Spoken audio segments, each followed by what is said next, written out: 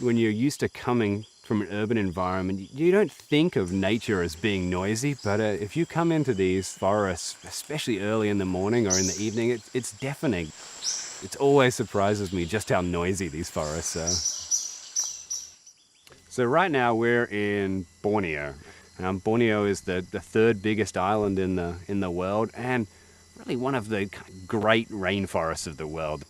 Over the last 2 or 3 decades, there are a lot of permits that has been issued by the government to palm oil plantations, to logging concessions, to pulp and paper industry as well. It means that this place becomes an island in the sea of plantations. As a part of our work in Indonesia, what we are trying to do is to try to really understand a forest like this, how many species is actually inside this forest. All of the animals over time, all the things that make noise, insects, birds, frogs, mammals, they've all evolved to communicate at slightly different frequencies, some at higher frequencies, some at lower frequencies. And so in a beautiful intact forest, you would expect most of those frequencies to be occupied, and we can record the sound and see that. When you start to chop some of the forest down or start to clear it, you start seeing some of those species disappear and some of those frequencies also disappear. And that's what we look for when we record the sound, kind of how complete, how saturated, how complex the sound we're hearing is. We want to make sure there's an acoustic recorder about 1 kilometer apart, right the way across this forest. And we take these sound recordings, we work with some computer scientists to help analyze it, and they use some of the same algorithms that people use to control satellites.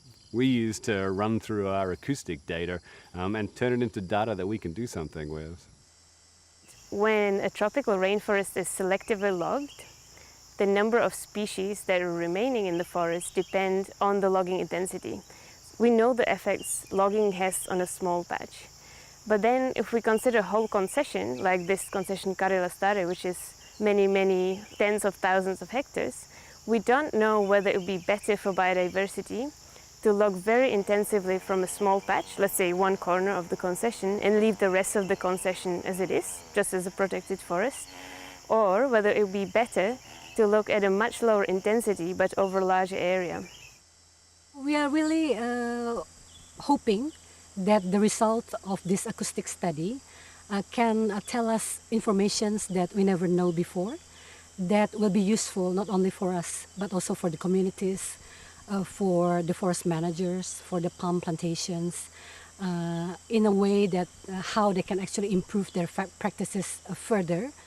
I think what's particularly interesting for us is not just that palm oil has fewer species than a forest. I mean, anybody could walk here and tell you that, but it's what kinds of palm oil design have fewer species, or what kinds of logging have fewer species. One thing that many people don't realize is that we cannot protect all of the forests in Borneo or in East Kalimantan. So the question is not how to stop the logging necessarily. The question is how to best plan it and how to make sure the logging and all palm is done in the best possible way to preserve as much biodiversity as we can.